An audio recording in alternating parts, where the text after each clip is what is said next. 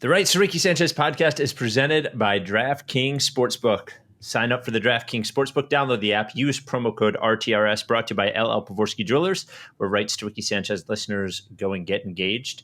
What else? By Nature, pet foods, slow cooked with Superfusion. Get 20% off your first By Nature order at Chewy by using the promo code RTRS20. Cornblau and Cornblau, the official law firm of the process and Kinetic Skateboarding.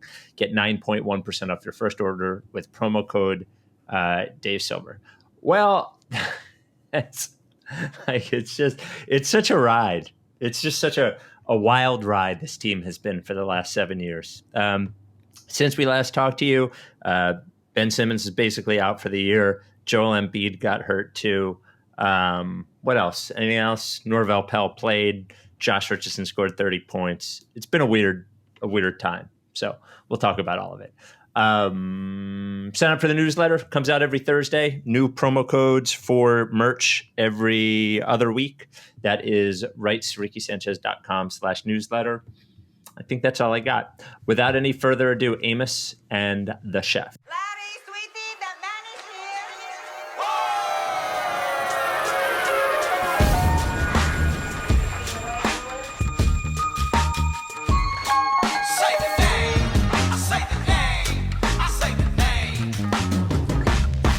We were right, y'all. We were right. Even when it went wrong, we were right. We was right, y'all. We were right. So say the name. Say the name.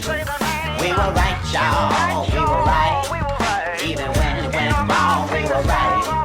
We were right, y'all. We were right. So say the name. Say the name. Say the name.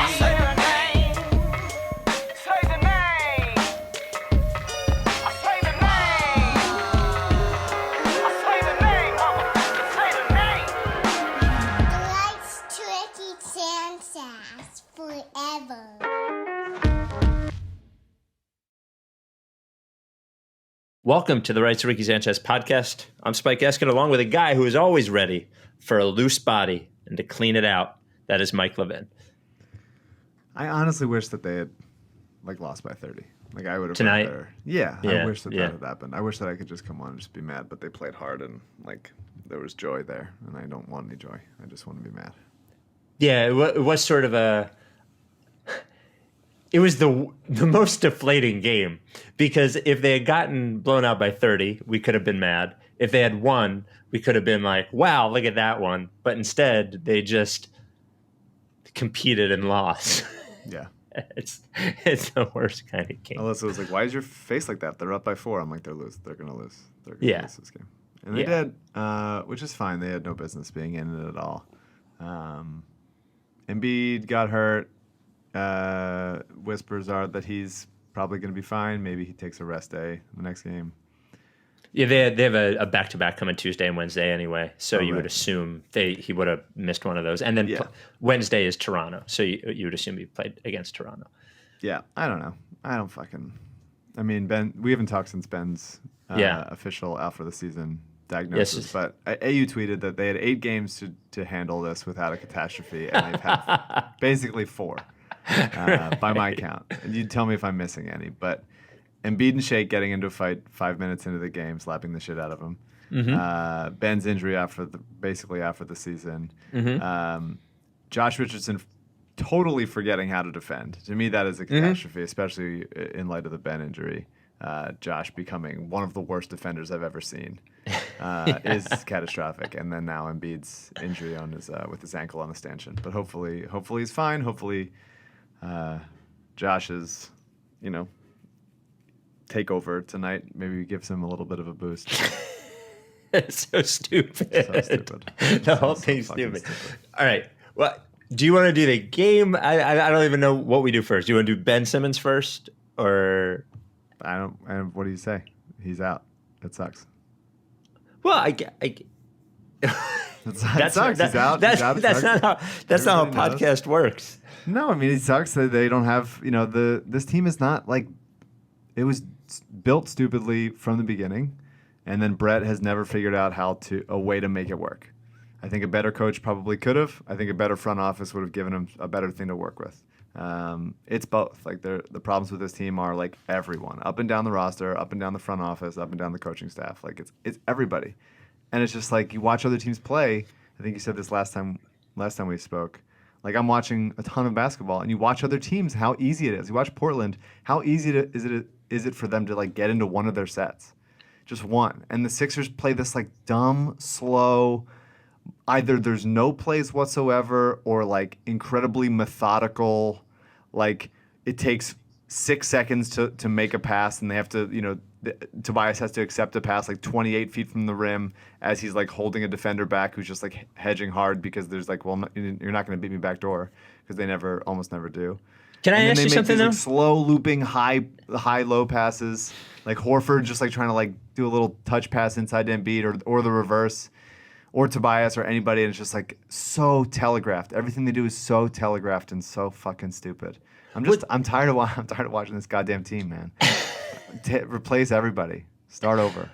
Well, just like Tony T said, like maybe a year ago, we just got to do the process maybe 2 or 3 more times before we.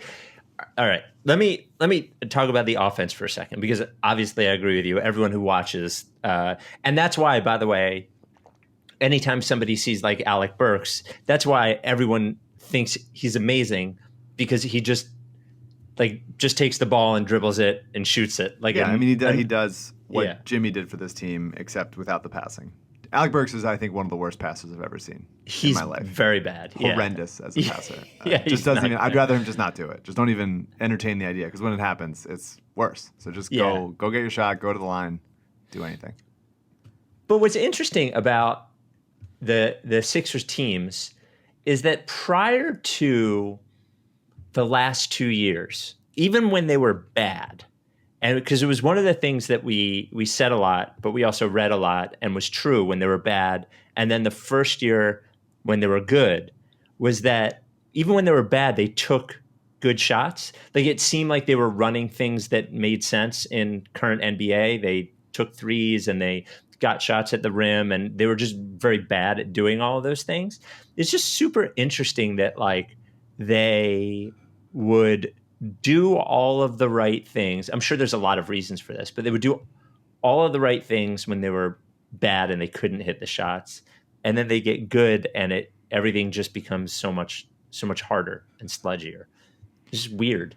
Well, they just did all of the opposite stuff you're supposed to do. Like, I think there's going to be, again, a resurgence of Embiid or Simmons, which one do you build around type conversations, because the national media has nothing else to say. And so there's going to be those conversations. But obviously these guys aren't the perfect fit with each other. Obviously their skills don't complement each other perfectly. They're not, Draymond, Steph, and Clay. But they're still really good basketball players who can do a lot of things on the court. And all you need to do is surround them with guys who can dribble and guys who can shoot. And the Sixers were like, I know what to do here. The opposite of that. And so like they don't have like Ben, Joel, and Al like just cannot work. It won't work. And so prior to today, I was like, there's a chance, just for simplicity's sake, that Al with a little bit more creation ability and Ben off the court, like they might look better. Like they might. There's a decent chance that on offense, things clean up and they can look better and the court can be a little bit more spread and all that stuff. Well, especially because Al will sit on the perimeter and shoot. He's not like a ball demander or anything. Like, right. Yeah, for sure. But like aside from that, like their hands were kind of tied with Josh, because they had limited places to trade Jimmy or where he wanted to go, and they, getting Josh was better than basically getting nothing. Yeah. But even with like Tobias and the Jimmy trade, it was just like, yeah, I get you need help. I get that they're complimentary with JJ, who was very helpful when he was here. I think JJ was like really the crux of the offense, like the threat of JJ, and for a little bit Shamet of like running around screens and being dynamic. And even though I think JJ's actually added a lot of passing to his game somehow, or just the system in New Orleans allows or encourages more passing. I think he was like the whole offense, and now without him, it's just like they're not running anything. They just don't run any plays, and when they don't, a lot of times they're just like scrambling or bumping into each other. This was like a nice game, and like I'm really happy for the guys who played that like look good. I'm happy for Mike Scott that he looked playable in backup center minutes, and hit a couple shots. Matisse was all over the place. Josh played well. Alec Burks played out of his mind. But like, when was the last time this like front office made like a savvy move? And I have an answer. I think it's the Covington contract. Yeah. I think that was the last like savvy thing. They've done like smart things, I guess, or like they've made things. Good draft picks. Like Shamet was a good draft pick, Shake was a good draft pick. Yeah, I think Matisse was a good draft pick, although they telegraphed it and had to trade assets to get him. And getting value at that point in the draft is not a guarantee. You can look around the league and other drafts and see how many duds are there. Yeah, for sure. But like they've made good picks. But by the way, so did like Billy King made good picks too. Sure. Like, if you make enough draft picks, and I'm not saying that they haven't made good picks. They definitely have made good picks. But if you make enough draft picks, you're going to draft some good players. Totally. I mean, chances are. Yeah. No, absolutely. But I'm just the bar is so fucking low, and like you got dealt this such. I know we go back to this all the time, but you got dealt this hand of like, hey, you have Embiid and Simmons. These are two of the most dynamic young players in the game in a long time on the same team, and let's just like fumble the shit out of this like over and over again. And so I don't have any faith in the front office to be able to rebound from this. I don't have any faith in the coaching staff to be able to like make a good team great or make a great team a championship team. I just think that you should just like strip it down, start with Embiid and Simmons and the guys on rookie contracts, and I guess Tobias, and go from there. Just try something else. Try other people, because it's just like let's build. Like, we've been talking about consistency a lot and how the Sixers haven't had any of it year after year. So change everything. But like, I don't want to build consistency with the people who have fucked it up for 3 years. You know? Yeah. It's very it's very frustrating. I'm very frustrated all the time, and it's stupid because this is we're in a pandemic. A lot of people are dead. A lot of people are going through like tough times, and then the Sixers are supposed to be here, making us happy, and they're doing the opposite. They're making me. I know it's a lot of responsibility to put on them, to like, make it easier for people who have like lost their jobs or have lost loved ones, but like. Well, it's part of the gig. Sports are bringing people together. Like, fucking do it. Do your job and bring me together. It's weird for me to do the podcast when you do my rap. I don't know how to do this. Matisse is handsome. Shake reminds me of Tracy McGrady. I don't know how to do your role. No, that's good. I agree with all of it. The only bad place they could be in, I would assume. I agree with you on the Simmons and Embiid thing. The only bad position they may put themselves in that is that they may make this two things that could create them making a decision to move one of them. Let's say the two things that could put them in that position. One are creating such a tenuous situation around them by what they've done over the last few years that they cause more frustration than necessary with both of those players. Sure. Which is possible. I'm not saying that it's the case right now. I'm just saying that it's possible.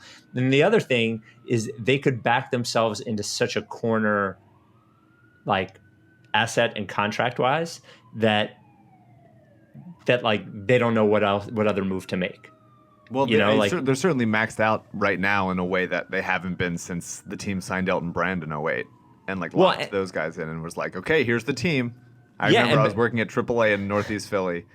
I was in college, and it was like, I remember I forget what, I might have been writing the Liberty Ballers at the time. I don't even remember. I think I was. And they signed Elton Brand long term, and it was like, okay, this is the team. Here we go. But it's going to be good. So, of course, we're locked in long term, but like, what a perfect collection of pieces to be locked into. Locked in a room with all of our best friends. And that didn't work out. But I think that legitimately, The only thing I care about is the Oklahoma City pick. Conveying right now, it's looking good. This loss was a good loss for the pick. For that, yeah. But by the way, more good news tonight. Well, news. Some call it next to Gehrig and the hitting streaks. Who has the hitting streak in Major League Baseball? It's not. All I remember is Paul Molitor when I was like 10 doing it. Was it DiMaggio? Was it Joe DiMaggio has the hitting streak? I truthfully don't remember. Ted Williams? Ronald and Utley came close. Yeah. Like some of the more legendary streaks in sports history. One of them came to a close tonight as JJ Redick's streak of making the playoffs for every year in his career with the Portland went away tonight. I think if they were to cut him right now and like some team had a hardship waiver, maybe they could sign him. Maybe like the Nets could sign him. He could go back to his beloved Brooklyn. Well, let me tell you that when you name your podcast like in the bubble, and then you get kicked out the next week. That's a lot of fuckhead. So anyway, what compounds their issue cap wise and asset wise is whatever. I don't know what's going to happen to the cap next year, but whatever it is not going to be good, and it's certainly not going to make them getting the situation that they're out of easier. No. And that's why the pick matters so much, is that they need this pick to convey so they can dangle it to trade whoever they want to trade to get out of some of this, to like open things up on the court. Whether that's like, I don't know. I mean, Buddy Hield's playing well right now, but like he's kind of buried in the rotation in Sacramento. And so if they think that like Rashawn's not a legitimate, I don't know. Horford seems like a possibility there. It seems like they have like they've been horny for him for a while. So if it's like a Horford and a pick or two or whatever for Buddy and whatever, that would open things up a lot for us, for sure. I want to talk about an Embiid thing, and then I want to circle back to Ben. But right before we talk about Embiid, let's talk about our sponsor, By Nature Pet Foods. Had a Good Girl Club member, Eva. She is 6 years old. I think she's not from here. I think she's from Colorado. There's Eva. By Nature Pet Food is just really good for your pet. Dog food and cat food. You want it to be good, right? They're eating it every day, and you don't know for shit, right? Like you're just a person, and you see the pet food, and it just looks like pellets. The difference with the By Nature pellets, as I've tasted, is that they are slow cooked. So the nutrients stay in the food, so your pet gets more nutrients and healthier. There's a real difference. A difference in heart support, brain support, hip and joint health. We're into joints, immune system support. The company, By Nature, third generation owned and operated family business. They've been around for 40 years and never had one recall. By Nature. So go to chewy.com. Put By Nature food in your cart. Your very first order, if you use the code RTRS20, you're going to get 20% off of By Nature. Then you send me the picture, put them in the Good Boy Club or Good Girl Club. Also, not just the slow cooking, the premium ingredients that are in this, the premium proteins. The first ingredient on all the food is the animal protein, and that is good. Apple cider vinegar, spinach, blueberries, ginger, coconut oil. You don't have to worry about, is it an indoor cat, outdoor cat, small dog, big dog? The food is so good. It's good for all ages, all sizes, all that. I'm telling you, it's good for Rebel. It's good for all the Good Boy Club and Good Girl Club members. It's good for your dog or cat too. Again, go to chewy.com, use the promo code RTRS20 for 20% off your first order. And thanks again to By Nature for donating all of that food for to the Brandywine Valley SPCA for their pet pantry. They give away pet food for families that are having trouble affording it right now. And By Nature at this point has donated thousands of pounds of food for those, both dog and cat food, which is awesome. So thank you. By Nature, the only pet food in the world. That's right. Yeah. Okay, Embiid. So let me go to this. Joel Embiid. I want to make sure I get this right. So Embiid leaves with, they ambiguously say ankle injury, which I hated, by the way. Say it's a sprain. Don't just say ankle injury. But they come back from the break, And his last 4 games, I know I'm going to sound like a baby here, but his last 4 games, 37 minutes, 33, 31, 34 in 7 days. Like, yeah, I bet if you were to go through, and I'm just like eyeballing it, every 7-day period through the entire season, you would rarely find that many minutes, especially when you're playoff, like, there's no home court anymore. No home remember? court, and you want the fucking 6 anyway. Right. If you're gonna succeed in this, you're gonna, like, I don't know. It doesn't matter. They're not, whatever. But it matters for his health. It matters in I'm saying as far as, like, the seeding doesn't matter. Oh, yeah, They should care less about their seeding and more about my Oklahoma City Thunder pick. That's the only thing we're playing for. Look, eventually he's got to be a big boy and play, but there's just no reason why in these games, like, you look at that game the other night, the Milwaukee-Dallas game, which went to overtime. Did it go to double overtime even? It did. Milwaukee-Dallas game, Milwaukee loses the game. Oh, no, sorry. That game went to single overtime. Denver-Utah went to double overtime. Okay. I'm looking at the Milwaukee-Dallas box score the next day. Went to overtime. Huge game, close. And I look at Giannis's minutes, and it's 33.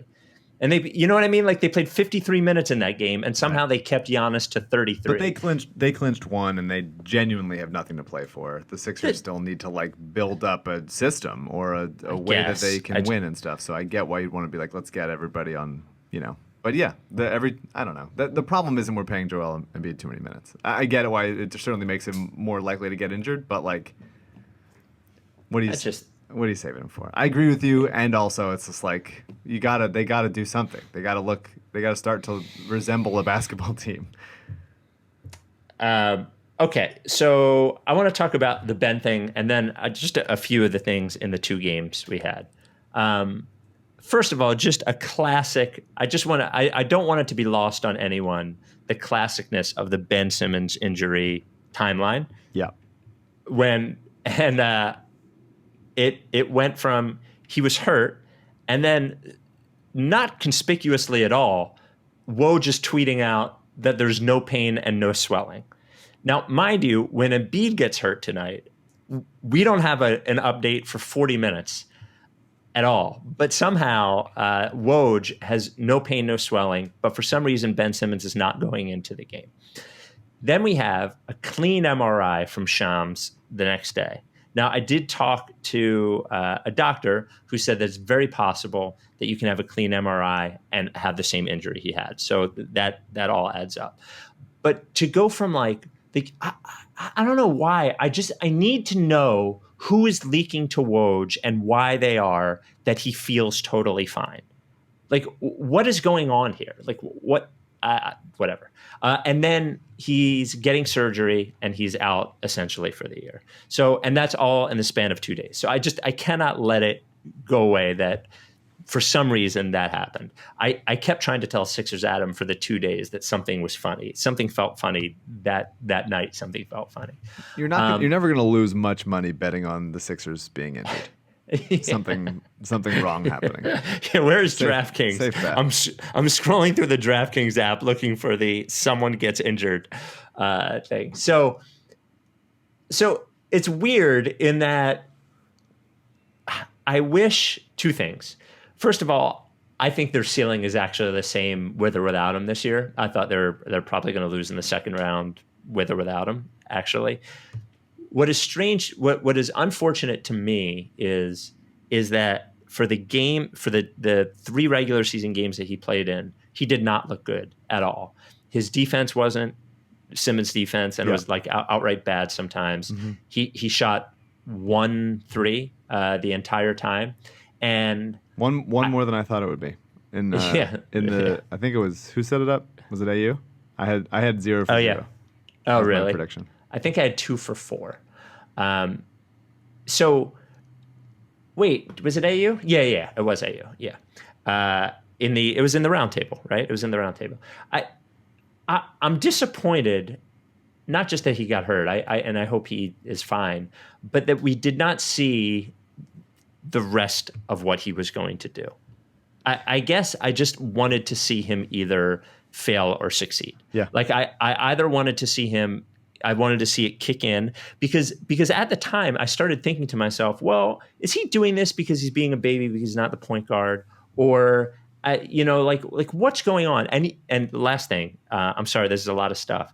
We can go back to April, and you remember when that article came out from Jackie McMullen, where essentially everybody was saying that like shooting wasn't a mental thing for him. His brother was, his coach was, like everybody was saying it.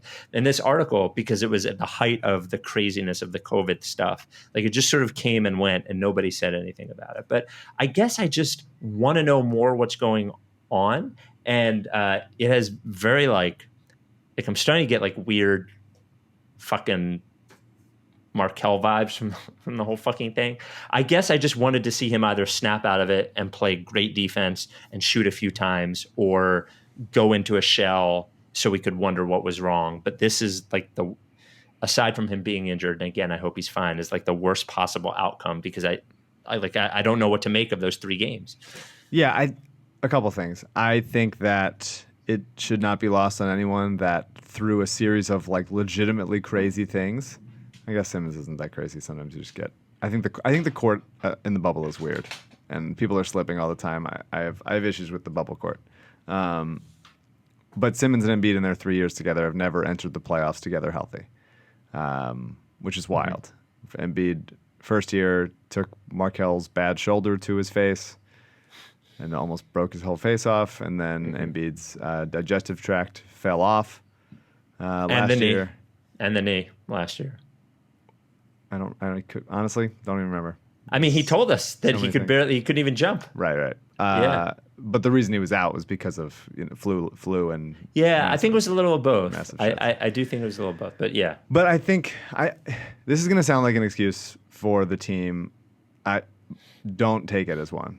I think the organization all year long was saying we're built for the playoffs. We're built for the playoffs, and I think Joel internalized that a lot because of the fact that he hasn't been healthy for the playoffs since he entered the league.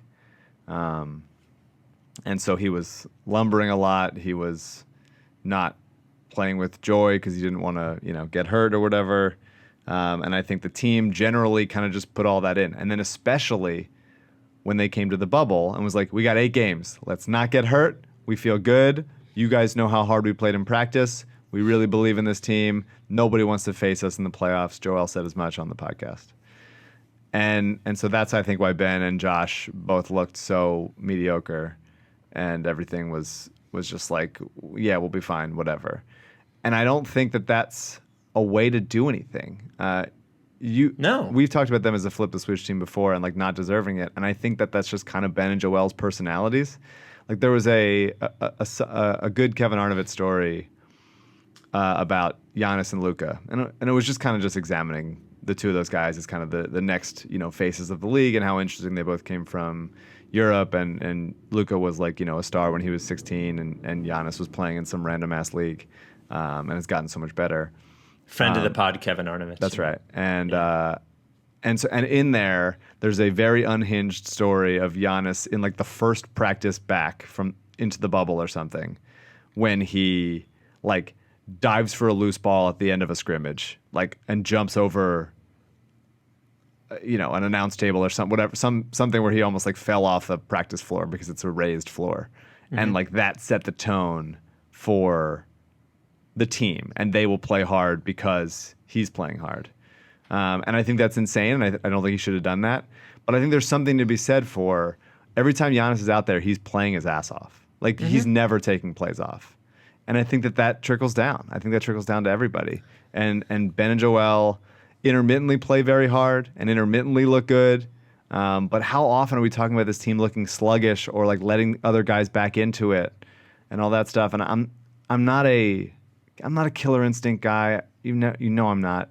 And ultimately it's going to come down to talent. But I think that there is a way that you play that like sets the tone and establishes like who you guys are. And it's hard to. This team has never flipped a switch, and they don't deserve to be treated as if they will. And now without Ben, it's obviously different, and so much is on Joel's shoulders. But I'm just tired of them like not being like always locked in. Like in an 82-game season, sure, there's going to be a couple duds. But there were so many duds this year. Energy was always an issue. Lethargicness, just waiting around. And that also stems from the fact that there's no go-to offensive set that they feel good about. Like everything across the board. I mean, even so much as their defense in a pick and roll. Embiid drops in a pick and roll because he can do it, right? He can defend the rim and the ball handler at the same time. And usually the best that they're going to get is a running floater, which some guys are good at, like CJ McCollum's obviously good at it, and some other guys, TJ Warren is obviously good at it, and some, but usually that's a shot you take. But everybody else is just hey, sort of fight around the screen, and Al's going to drop, or whoever's back is going to drop, and they'll just kind of get whatever they want. And there's just too many easy looks. Too many times where we just foul where it's stupid. Too many times where they're just waiting too long on the shot clock and not making the pass and not pushing the ball and just standing around. It's just generally the energy level of this team has always been low this season. And I think that stems from Brett. I think that obviously stems from Fit. And I think it stems from Joel and Ben not setting the tone and not taking a leadership role in this team and being no, this is how we're going to play and we're going to fucking win the championship. And it's a lot. There's not one reason why this team isn't where they have to be, but it's all of it. And that's why I kind of just want to flush it all down and throw away the tape and start over and cut some guys and just move the fuck on with a new group of people that we can actually win with. I truly don't know how to handle when you say these things. I don't even, I agree with you. I agree with all of you. I one thing we said during the season was that, and it was to your point about the energy from Embiid and Simmons, and they do carry themselves in a way that they don't deserve. They have not earned. And by the way, there are very few teams in the history of the NBA that can just flip from being a 50-win team to a championship team. Yeah, I mean, it's the Lakers and LeBron. Yeah, and by the way, most of those teams still win 60 games during the regular season. Sure. They coast the regular season and right. Still beat everyone senseless, For the most part, the 17 LeBron Cavs. Yeah, were just they were a terrible team except for LeBron, and they still them and the second year of the Rockets, but by and large, those teams, do that. But the other thing is that you have to, when you're going through your steps, we say all the time that they're still young, right? They're young, yada, Which yada, yada. Sure. And by the way, Embiid's 26, 25. I mean, what is he? He's getting into prime territory, by the way. Before you get to championship, you have to do that thing where you obliterate the league first for a whole season. Yeah. And sometime, yeah. 27 is your prime. 27 to, and by the way, he's a big man. Anyway, you still need that season like Giannis had last year. Every team does this. The Warriors did it. The LeBron has done it, where you go from up and coming team to all of a sudden you are fucking unbeatable in the regular season. Yeah. And maybe in the playoffs you look back and go, well, maybe we shot our load, we weren't ready in the regular season. But they never even 16 did that. Games of that 3 years ago, and that's been it. Yeah.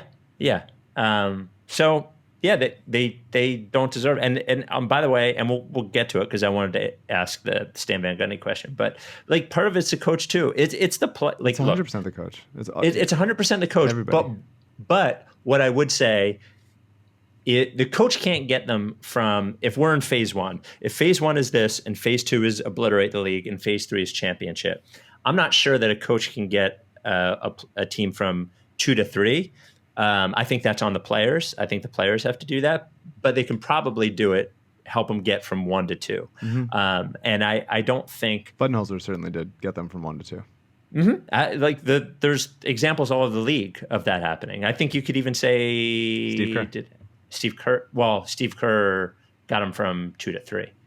But also 1 to 2. But they were a mediocre team before he got there. They were a fun young, Steph and Clay are fun, and then they hired a real coach that wasn't Mark Jackson, and it was they're one of the best teams of all time. What did they win in Mark Jackson's last year? I think they won 50 games. But yes, you're right. Anyway, they it is on them, but it's also on Ben and Joel. Yeah. And Ben and Joel. It's everybody. And I love Tobias also. I respect Tobias. I think he's a great leader. I watched the video of Brett in the locker room having Burks ring the bell in last game, and Tobias noted that it was Korkmaz's birthday, and he did a good job on who was it? Terrence Ross as well, and I thought that was nice. I always appreciate that. But like Tobias, man, like you're playing against a team with really no big wing defenders. It's Carmelo Anthony, it's Mario Hezonja, it's like, Zach Collins, who's a good defender, but shouldn't, if you're getting paid Tobias Harris money, you should be able to get by Zach Collins. And he had no foul shots tonight. He's like skilled in not getting Joel foul Embiid shots. is out and Ben Simmons is out. Court's yours, man. Like whatever you want to do, like go take it. And he didn't force things for sure, which I appreciate. If he did start to force things, and you see plenty of superstars do that stuff, and it's like, well, you don't have it tonight, or you're not actually that good. But he lets it come to him. That's great. But you gotta be able to get to the line. And there's a couple times where he gets to his spots, gets where he needs to be, and just doesn't decelerate, doesn't slow down to be able to absorb the contact. And you see how valuable it is, just like getting to the line. Look how much Dame gets to the line. He's a good free throw shooter. He's a good free throw shooter. Like it's not a he's scared of the line. That's not the issue at all. It's just like he needs to consciously work on that. It is a skill, and he doesn't have it. And that is the thing that is keeping him from being like. I think he's gotten, for the most part, better at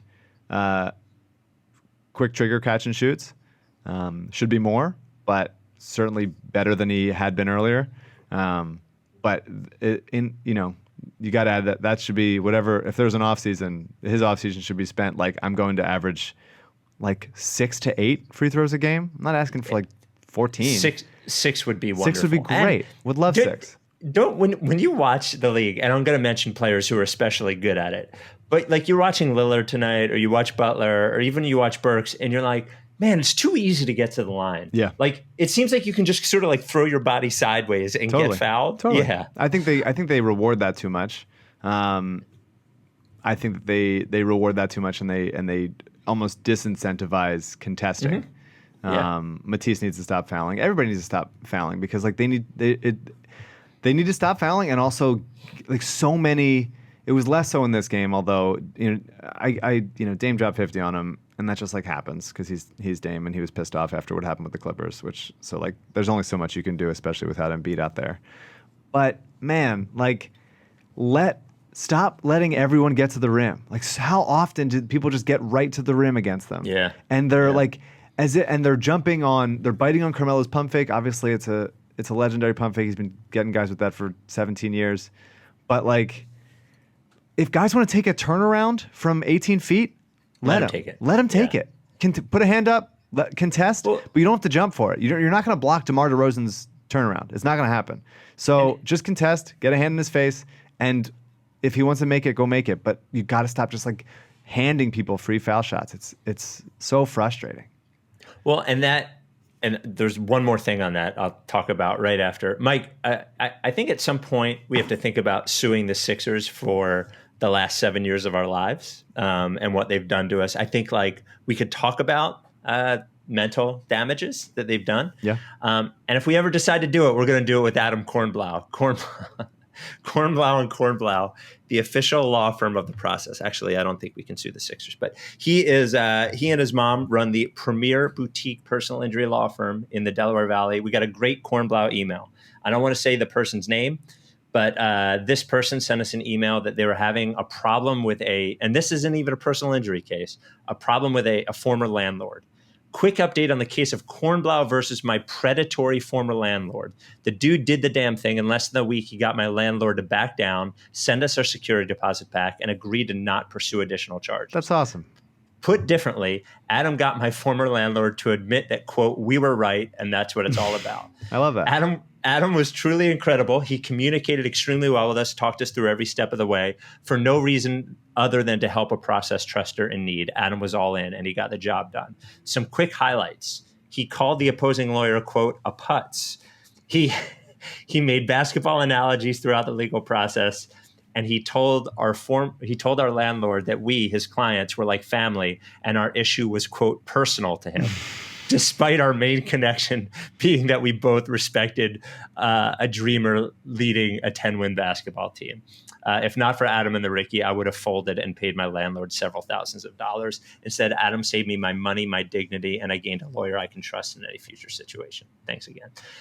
Real email. There you go. Cornblau and Cornblau. If you're injured at all, Cornblau likes to say, don't be a hero, no matter how it happens. Work, slip and fall, car accident, whatever it is. Cornblau's your guy. Or if you have a fucked up former landlord, Cornblau can help you. And remember, you're not paying anything unless there's a case and you end up winning money in that case. So it doesn't cost you anything at all. Give him a call, 215-576-7200 to ask for Adam, or email cornblau@cornblauandcornblau.com. He'll win your case. He'll call the other lawyer a putz. Cornblau and Cornblau, the official law firm of the process.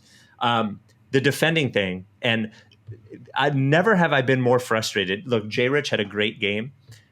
Totally. The end of that game where he, for some reason, feels the need to hound Lillard at half court, and Lillard baits him into that and one on the 3-pointer. Yeah. Like, I'm just thinking to myself, like, you remember last time when you said you thought Josh's defense and the attitude was like fake? That it was on display right there. Yeah. There was nothing smart about the way he was defending. Yeah. People pick up Lillard at half court because he can pull up from like 45. But like the offense, it's not gonna happen. It's not gonna happen if one screen from Nurkic just all of a sudden blows you out of the play. Horford is dropping, and it's just like, walk into it, man. Keep doing it. Like, why aren't they trying to switch? I don't understand why. Like, what the help is in the there was a time, I forget. It was a play that ended in a Carmelo corner 3. Mike Scott was in as the backup center, and he really did a good job. Or as good of a job as he possibly could on it was a guy good. that's it was like, nice to hit 6 inches and 100 pounds bigger than him. It was nice to see him hit a shot or two. Yeah, for sure. Actually, too. But Mike Scott's dropping, and Lillard kicks to CJ because Matisse goes to help on Lillard, and it's like, why is the guy coming? Why are you helping off of another shooter to help on a pick and roll? Like, just switch. Just like decide to switch. I don't understand. And then so CJ gets the ball. And immediately, then Carmelo's guy has to help on CJ, and then open Carmelo corner 3. It's just like it's like clockwork for some teams, and the Sixers, there's nothing that's clockwork. It's like if the clock keeps getting punched over and over again, you're just begging the clock to like keep counting time. For the love of God, keep just ticking along. It's very frustrating. Josh is, played great. Like, was pretty on fire. Got to the rim a couple times, little step throughs. The shot was just like he was just feeling it. I think he hit 6 threes. But holy cow. There was this play in the Orlando game that he let DJ Augustine just like out-muscle him for a rebound, or like just didn't see it. There were so many just like loose, stupid plays like that. He hasn't fought around a screen since February. By the way, DJ Augustine fucking roasted Shake Milton. Totally. Shake gets... I think he'd... I don't know. I think that you were saying before about how refs call the game, and I think they do... There's so much benefit given to ball handlers when they can just like, Kyle Lowry does this all the time. Chris Paul does this all the time. Just sort of wizards with the ball of like, I'm just going to get in front of a guy and then I'm going to stop and you're going to push me over. And right, yeah. I like sometimes if it's egregious, that's like that. But like, how often is Matisse fighting around a screen to get around Dame or to get around Nurkic to help on Dame?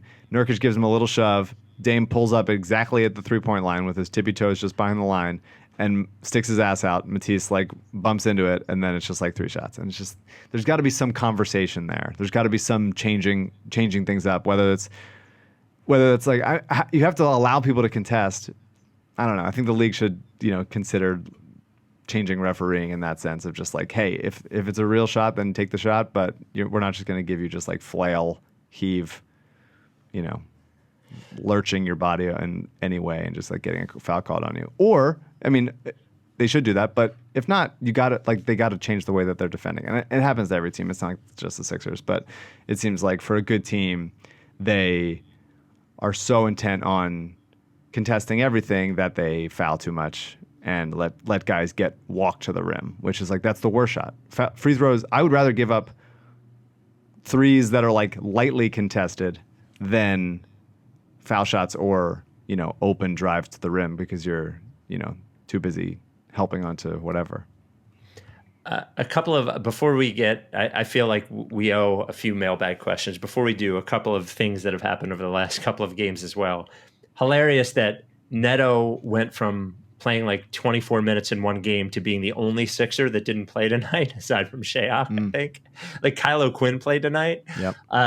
It shot a 3, by the way. And Norvell, I mean, misses a lob from point blank. Like, I don't understand how guys have bad hands. I don't understand. Matisse kind of has bad hands in terms of like catching goes. He does. Like, he's got great quick hands, but he's not like soft hands. It just seems like, how do guys have bad hands? What's the problem there? I don't understand. Are they like weird, like angular things jutting out of them that are prohibiting you from making a simple catch? I don't get it. And I would also say, if there was ever proof that Simmons, Horford, Embiid is not going to work, Horford's play over the last couple of games, like Horford's been good. I mean, and he's actually, you said this before, but he's not like a perfect complement to Embiid. But I can tell you what, if the other 3 players on the court were more appropriate, they can certainly play together. Totally. Like they're fine totally. together. And they have been pretty good together. I think he's certainly lost a step. It sucks that he lost a step. That's 100% true. It's undeniable. Whether he's banged up or we just got him right at the worst possible time, the exact time when the milk's gonna turn sour. That sucks. But he certainly has looked better in the past, in the bubble, than he has before. I think he's shooting with confidence. He's being a little bit more physical. He's getting to his spots around there. He's not doing too many like miss a bunny clap situations, which are very upsetting. So credit where it's due. Definitely some good Al Horford, and they're going to need him, especially if Joel comes back. If Joel doesn't come back for some reason, if it ends up being like, oh nope, the foot is lava. Actually, his foot is now lava. Can't play on it. Then do we switch teams for the playoffs? Yeah, I mean, I'm the OKC pick. That might change my name to it. But if they lose, if Embiid is out, they're not going to win a game. But if he's not, and he decides that he wants to win a couple games, I think they have as good a shot as any mediocre team that's not like in the top thing. It's like, how are you as good a shot as any? As good a shot as I can't keep doing this. I can't keep doing this. All right. Lorenzo Brown Mailbag. Send us emails, rightstrickysanchez@gmail.com. This comes from Chris. Imagine how good the Sixers would be if you just surrounded Ben and Embiid with shooters. Like, for example, guys like J.J. Redick, Robert Covington, and Dario Saric. The real galaxy brain take is that Colangelo was a far better GM than Elton Brand. Do you think Brian would have made multiple desperate moves to ensure he had like 8 power forwards on the roster? No. He was too busy tweeting from his burner accounts. I'll take burner accounts over poor roster construction every fucking day. Here's my basketball question. Would Colangelo have traded Mikal Bridges for Zaire Smith and the 2021 Miami pick that got us Tobias? It was the right pick. It was the right trade. It was the right trade because I loved Mikal. I had him, I'm pretty sure, ranked higher than Zaire, but it's close. Like, Zaire was an excellent prospect and many years younger and showed a lot of, like, as far as athleticism goes, could be one of the 20 most athletic players in the league. And the Sixers just don't have many of those guys. So I'm still excited about Zaire. What's happened to him has been a tragedy. But when you can drop, was it 8 picks and pick up an additional first round pick? You do it. Yeah, they just blew they threw away that pick. That's the problem. Is they used that pick and fucking another pick and Shamet for Tobias. Yeah. There's just no reason. The Tobias trade. Look, I love Tobias. I do. I don't think we talk about him enough. I don't think he gets enough credit. He certainly gets enough money. He doesn't get enough credit. But there's no reason why it had to cost that much. I know we've talked about it before, but there's no reason why we had to pay for an expiring Tobias Harris that everyone knew that they were going to have to max out or come close to maxing out. And that the Clippers were never going to sign. They were never going to sign him. To do Shamet and those picks was just like an obnoxious amount. It's just an absolute overpay. And if we had one of those things still, we'd be in such better shape. But the fact that they threw all of them in, they make such a good trade and such a good pick in Shamet, a guy that I did not believe in at Wichita State, and he comes out and he's like, "Hey, I can basically masquerade as JJ Redick, kind of, and with a little bit of ball handling ability also, and I'm quick." And it's like, holy crap, this guy, like, legitimately good right away, playable right away, like would help on this team right now. And they traded him as if he was just a player to be named later. And it's just like, I don't understand why you do go through all the work of getting the right guy and drafting him kind of higher. Like, that's certainly higher than he was projected to go. Maybe not much higher, but like 10, 15 picks higher. And then they just be like, oh yeah, we're going to give this to guys so we can max out a guy on an expiring contract that kind of nobody else would. It's very frustrating. I went back and looked at my 2018 YouTube Big Board notes. Now, I will combine this and say that Zaire Smith was number 10 on the list, but my notes were great dunker, great athlete, doesn't look like he's awesome at basketball, doesn't look like he can shoot, also bad dribbler. Yeah, for sure. Number 10. Number 10. And then non-basketball question. Spike, what do you think of the movie High Life? I feel like it's right up your alley. I loved High Life. Did you see High Life? No, I haven't seen it. Robert Pattinson. It is space movie and it's fucking miserable. It is a very depressing movie, but I love Robert Pattinson's indie turn to like weird fucking movies all the time. Between what was the one about him and his brother in New York? Good Time, and then High Life, and then The Lighthouse. This comes from Avi. Avi. Hey guys, no process villains is complete without our favorite toad-shaped coach, Stan Van Gundy. But I'm having a problem. I kind of love him now. He was a color commentator for a Sixers game this year and did some of the best analysis I've heard. Plus, his newly activated Twitter account is pretty awesome. Even if you don't agree with his politics, he comes across as thoughtful, caring, and occasionally funny. 1, I'd love for you guys to have him on the pod. 2, theoretically, can a process villain become so likable in non-process ways that they're no longer a process villain, or can they graduate to a less hated category of process villain? Your thoughts on Stan Van Gundy, the very thirsty for a job media personality? I really like Stan, and I think that the it would complete a full turn of in a really satisfying way of the process, fulfilling its destiny to hire someone that was vocally anti-process and that we whipped the floor with. The only coach we would ever beat during the process years was Stan all the Van time. Gundy. Yeah. And I think he's a great color commentator. There was a clip of Draymond, I think from last night, talking about like basketball on Inside the NBA, and it's like, how rare is that? It's just so the level of actual analysis that goes on television is so putrid and so bad and so awful, like across the board. Everybody, I don't even name anybody because it's everyone. That like when there's someone like Stan or Draymond that actually makes a good point and is not just like Embiid needs to get in the post more. And it's just like, it's what a gift it is. And so, I think Stan is a solid coach. I think he's certainly, as far as what his pedigree is, going to the championship with Dwight Howard and a bunch of shooters around him seems like a decent prototype for what the Sixers should do with Joel. Well, what if he said, because this is what Stan Van Gundy is probably coming with. What if Stan Van Gundy wants coach and president of basketball operations? Was he that in Detroit? He was, but I also think when guys get to that level, now look, it's possible he got that, and like Andy Reid got that, and then he does not have that in Kansas City, though I think he could probably get whatever he wants. Sure. I'm just posing the question, would you do it if that's what it took? I would need to know what the other candidates are. I'm not ready to say it right off. I generally don't like GM coaches. Although when Brett was GM coach for that collaborative, half an off season for the Burners, I do think that it was a ballsy pick for him to do that trade with the Zaire and Mikal Bridges. Well, him or Heller. Depends on who decides to take credit for it that day. Collaborative, baby. Yeah, collaborative. I actually think I don't like. I saw the clip that you were talking about with what's his face, Draymond. That's fine.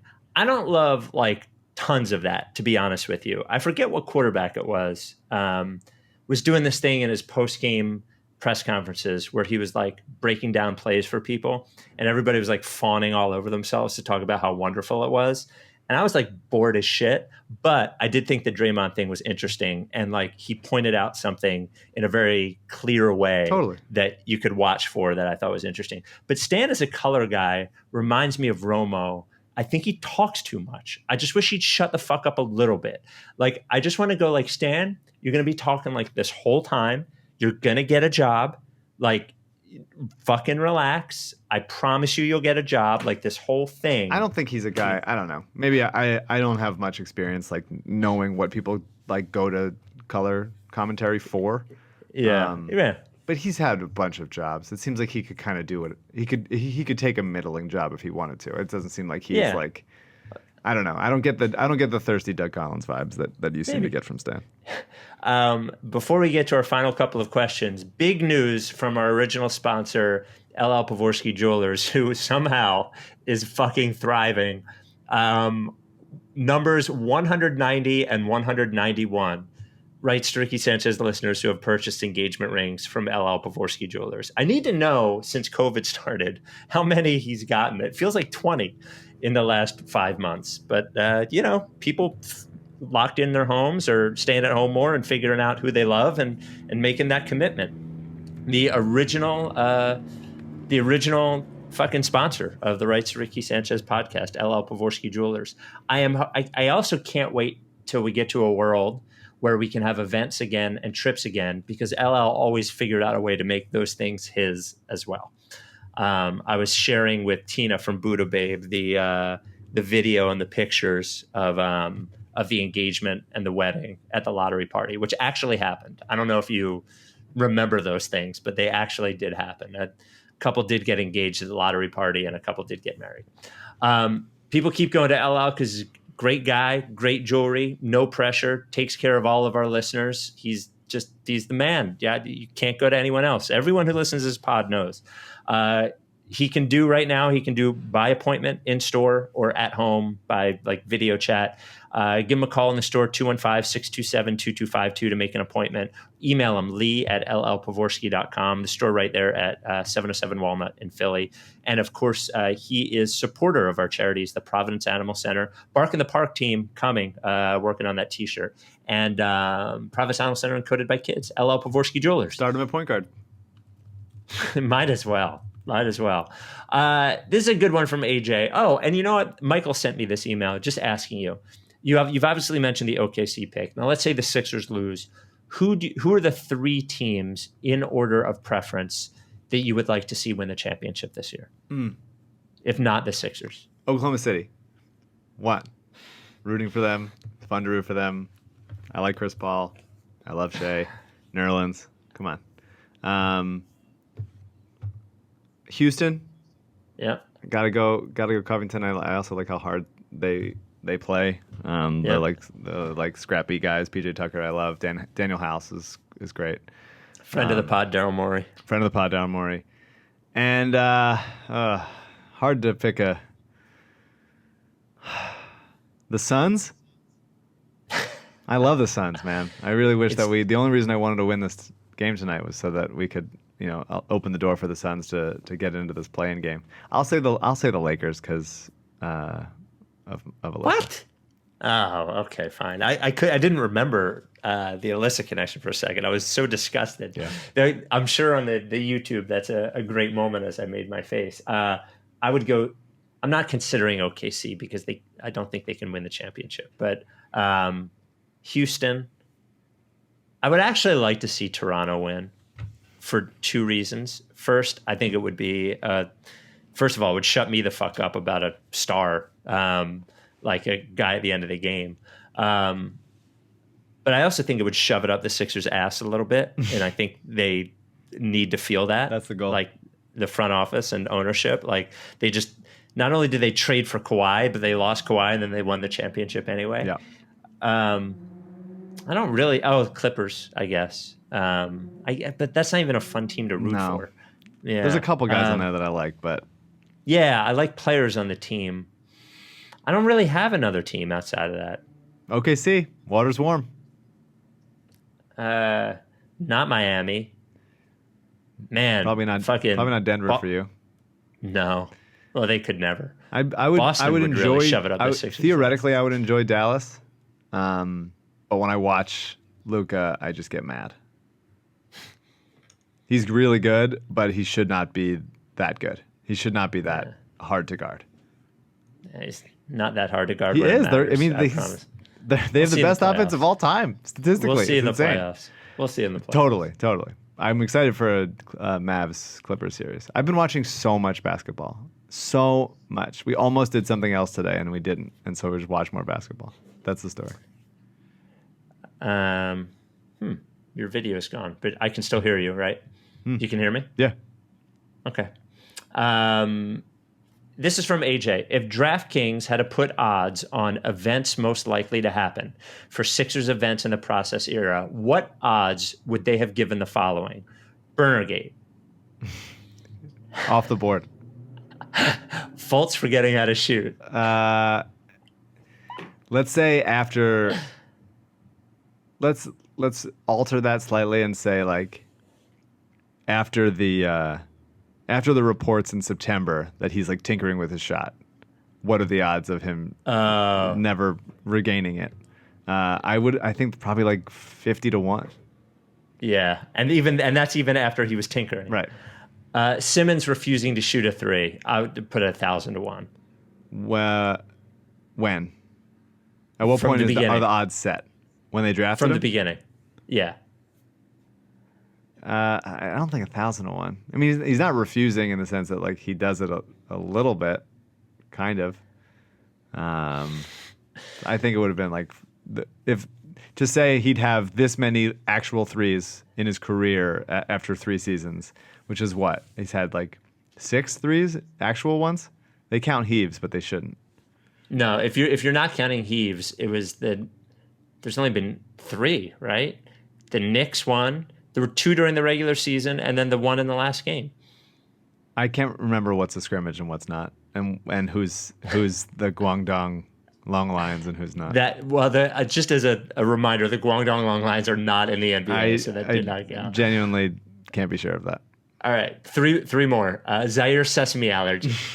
Seems like the most likely of all of them, actually, because people do have sesame allergies. Yeah, I have a very bad nut allergy, so I probably would have taken the odds on that.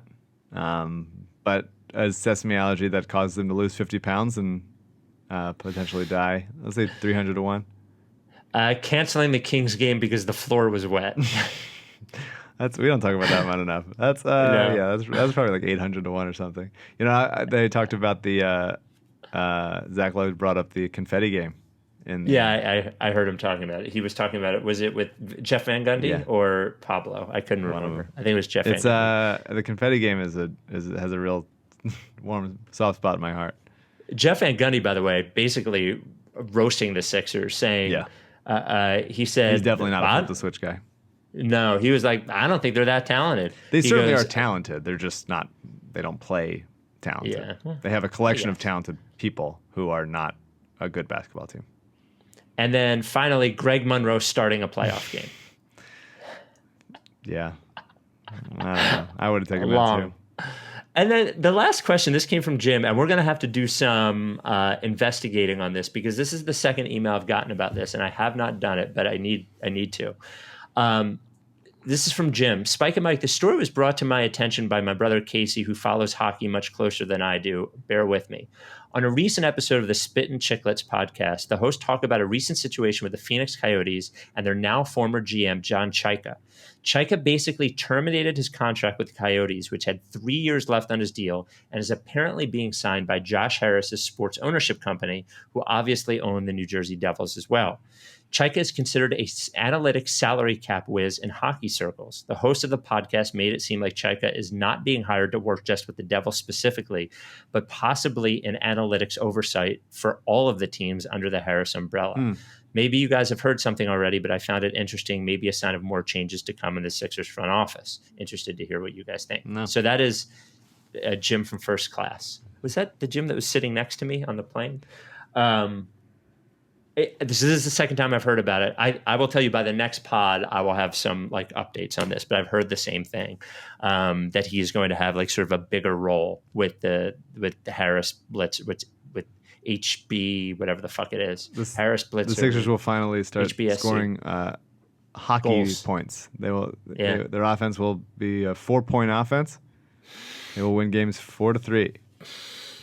One of when sports came back, Elliot for WIP wrote an article for 94WIP.com that had 132 sports takes for every day we didn't have sports, and one of them was when hockey fans scream "shoot the puck," they're right. And it was like one of my favorite takes of all time. They do seem right. You might as well shoot. Well, we have 2 games before the next pod, right? Who's Tuesday? Wednesday is Toronto. Hold on, let's see. Phoenix, right? Yes, Phoenix and then Toronto.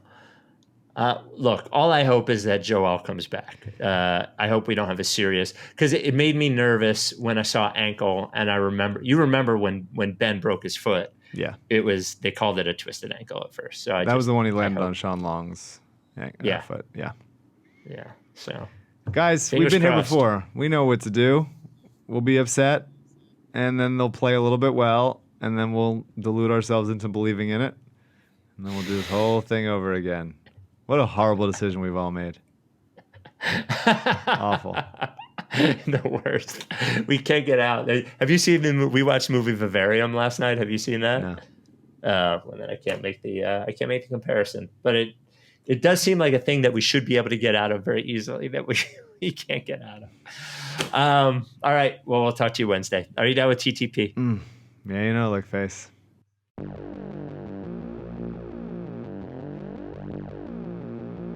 If you don't fuck with me, then I won't fuck with you. If you don't fuck with me, then I won't fuck with you. If you don't fuck with me, then I won't fuck with you. If you don't fuck with me, then I won't fuck with you. But if you fuck with me, I'm gonna fucking kill you! That's a plan B.